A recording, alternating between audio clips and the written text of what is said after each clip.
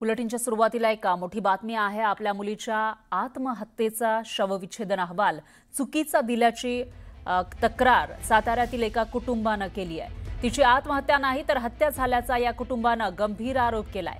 शवविच्छेदन अहवालामध्ये फलटणमधील हॉटेलमध्ये आत्महत्या केलेल्या महिला डॉक्टरची सही असल्याची माहिती या कुटुंबाने दिली आहे। सातारा जिल्ह्यातील बावधन गावामध्ये राहणाऱ्या पाचांगणे या कुटुंबाने साताऱ्याच्या ॲडिशनल एसपी वैशाली कोडुकर यांची भेट घेतलेली आहे आणि 17 ऑगस्ट रोजी आपल्या मुलीने आत्महत्या केली अशी बातमी आम्हाला मिळाली होती। यावेळी आमच्या मुलीचा पीएम फलटण उपजिल्हा रुग्णालयामध्ये झाला होता, तेव्हा जो रिपोर्ट बनवण्यात आला होता तेव्हा आत्महत्या केलेल्या डॉक्टर यांनीच हा रिपोर्ट बनवण्याची खात्रीशीर माहिती सांगितली आणि तेव्हा दिलेला हा रिपोर्ट चुकीचा दिला। डॉक्टर महिला यांच्यावर समोरून राजकीय दबाव होता की काय अशी शंका या कुटुंबाने व्यक्त केली आहे। मुलीच्या सासरचं आडनाव निंबाळकर आहे, राजकीय दबाव टाकण्यात आला असावा असा संशय या कुटुंबाने व्यक्त केलाय। यामुळे या प्रकरणाची सुद्धा पोलिसांनी कसून चौकशी करावी अशी मागणी या कुटुंबाने केली आहे। नेमकं काय आरोप आहे? कारण मी आज जे ॲडिशनल साहेबांना मॅडमला जे भेटला तुम्ही, नेमकं काय म्हणणं आहे?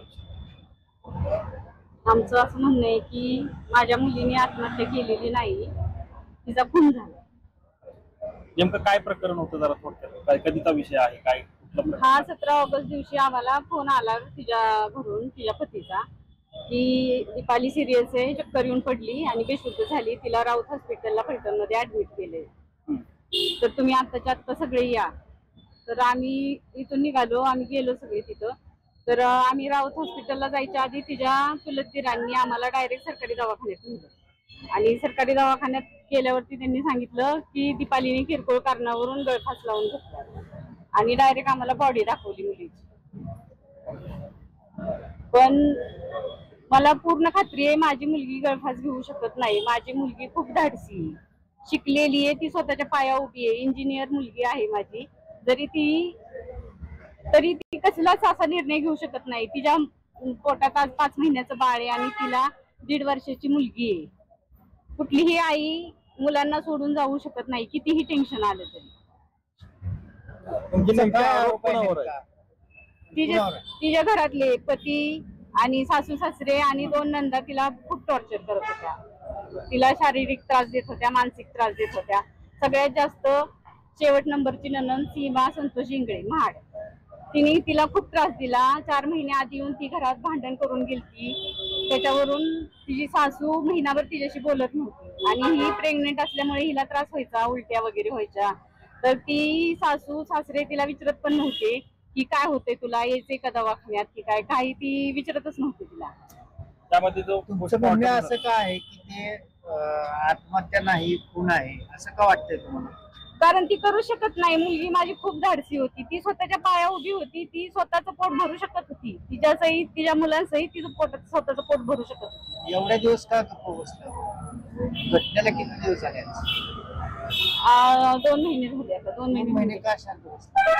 आम्ही केलंय ना त्यांच्यावरती तक्रार। त्यावेळेला तिने आत्महत्या का केली ह्याच्या संदर्भात ही तक्रार आहे, त्या संदर्भातला गुन्हा दाखल आहे। आज तुम्हाला का असं वाटायला लागलं की तिने नाही? पण त्यावेळेस आम्ही बोललो होतो की पीएमचे रिपोर्ट खोटे आहेत।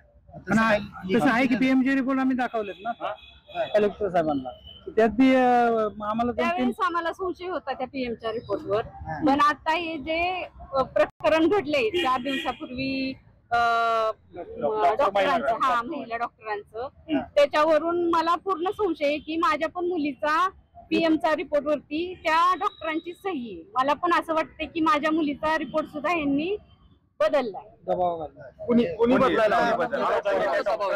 होता असं म्हणायचं? तसं काय आम्हाला सांगता येणार नाही, कारण त्यांचं